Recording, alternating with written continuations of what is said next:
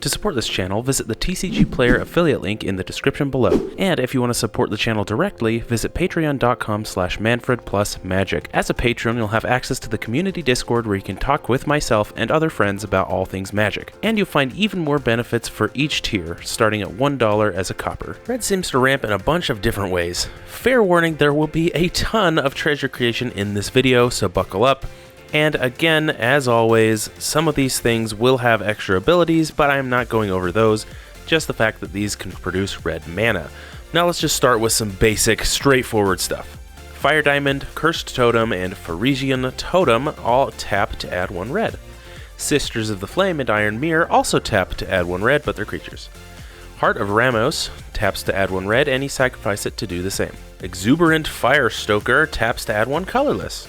Pyromancer's Goggles, you tap it to add red, and when that mana is used to cast a red instant or sorcery, you copy that spell and choose new targets. Alina Cassock Trapper, you tap her to add an amount of red equal to the greatest power among creatures you control that enter the battlefield this turn. Lavabrink Floodgates taps to add 2 red mana. Red Mana Battery, pay 2 to put a storage counter on it, then remove counters for that much red. Vessel of Volatility, pay 1 and a red to sacrifice it to add 4 red. Ruby Medallion, red spells you cast cost 1 less to cast. Hazaret's Monument and Marauding Raptor each make your creature spells cost less. Hazaret's Monument specifically red creatures. Thermopod, sacrifice a creature and add a red. Simian Spirit Guide, you exile Simian Spirit Guide from your hand to add 1 red.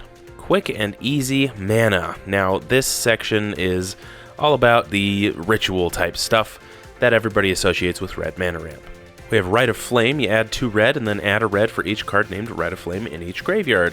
And this is probably not going to Commander, but hey, there it is. Pyretic Ritual, Desperate Ritual, both add 3 red, and Desperate Ritual also has Splice onto Arcane. Infernal Plunge, as an additional cost to cast a spell, sacrifice a creature, and then you add 3 red. Open the Omen Paths, add 2 mana of any one color and add 2 mana of any other color.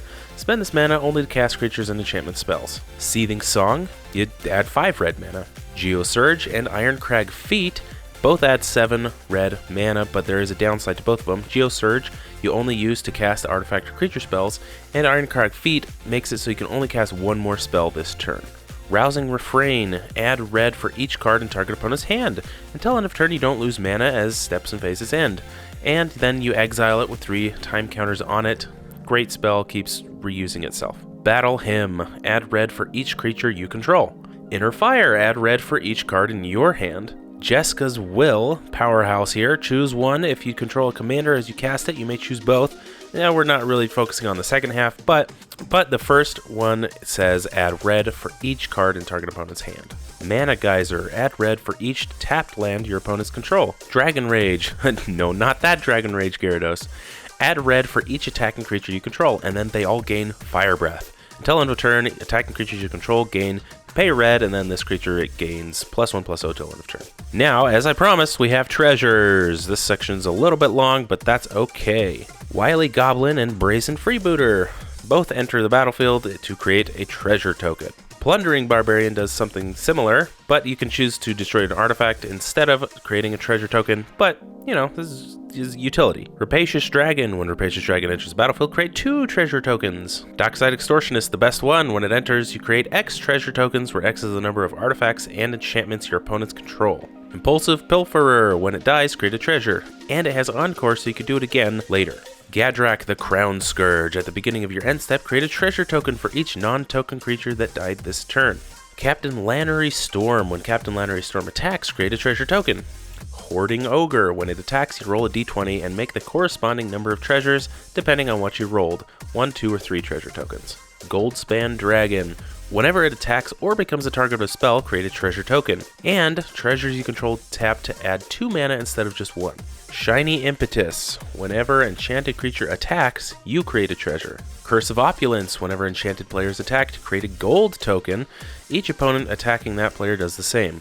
Gold is basically just the old version of treasure. Trove of Temptation. Each opponent must attack you or Planeswalker you control with at least 1 creature each combat if able.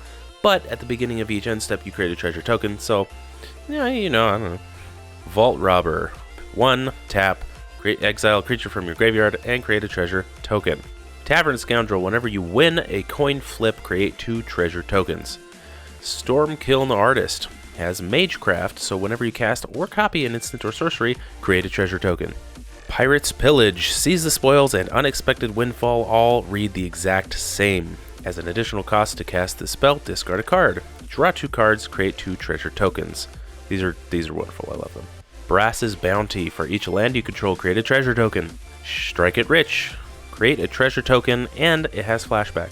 Improvised Weaponry, deal 2 damage and create a treasure token. Smashing Success, destroy target artifact or land. If an artifact is destroyed this way, create a treasure. Sudden Breakthrough, target creature gets +2/+0 and gains first strike until end of turn, and then you create a treasure token. Surly Badgersaur, whenever you discard a land card, create a treasure token. And it's got a couple of discard abilities as well, you could play off of that however you want. Planeswalkers. Planeswalkers actually play a huge part in some mana ramp strategies for red, so yeah, here's some of them. Chandra, Dressed to Kill. Her +1 adds a red, and then she deals 1 damage to up to 1 target player or planeswalker. Chandra, Novice Pyromancer, Torch of Defiance, and Bold Pyromancer all have some ability to add 2 red to your mana pool. Sarkhan Fireblood has 2 +1s, and the second one says add 2 mana of any combination of colors, but you can only use it to cast dragon spells. Jaya Ballard, +1, add 3 red, only to cast instant or sorcery spells. Chandra, Heart of Fire. Her ult lets you search for instants and sorceries, then you add 6 red mana to your mana pool. Koth of the Hammer, his -2 ability, lets you add red for each mountain you control.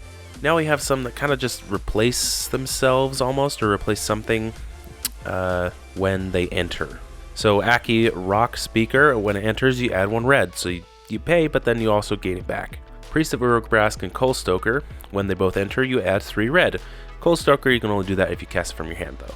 Ardent Electromancer, when Ardent Electromancer enters the battlefield, add a red for each creature in your party.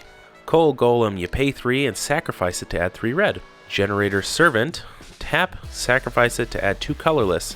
If it was spent on a creature spell, it gains haste. Catalyst Elemental, you sacrifice it to add 2 red. Treasonous Ogre, you pay 3 life and add 1 red. Burgi, God of Storytelling, whenever you cast a spell, add a red. And until end of turns, you don't lose that mana. Seismic Spike, destroy target land, and then you add 2 red. See, we're kind of just adding red as we do something else, kind of replacing it so we can keep that red train rolling. Explosive Welcome. Explosive Welcome deals 5 damage to any target and 3 damage to another target, and then you add 3 red, kind of replace what you just lost. Traitorous Greed. Gain control of target creature until the end of turn, and untap it, and gains haste, and then you add 2 mana of any one color. Now, it was kind of weird to see the Eldrazi Spawn kind of show up, but they are all pretty good mana ramp engines here. There's a few of them in red. Spawning Breath. Spawning Breath deals 1 damage to target creature or player, and then you create a 0/1 colorless Eldrazi Spawn, and then you can sacrifice it to add 1 to your mana pool.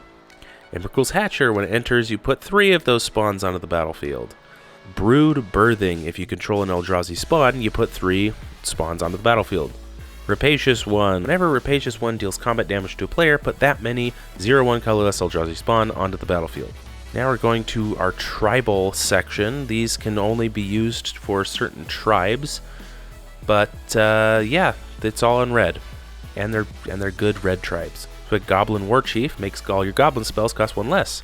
Skirk Prospector lets you sacrifice a goblin to add 1 red. Brightstone Ritual, you add a red for each goblin on the battlefield. Alright, now we got dragons. Dragon Lord's Servant, Dragon Speaker Shaman. Both make your dragon spells cost less, 1 less and 2 less respectively. Orb of Dragonkind, pay 1, tap, to add 2 mana in any combination of colors, spend only to cast dragon spells or activate dragon's abilities. Bright Hearth Banneret, Elemental and Warrior spells cost 1 less to cast.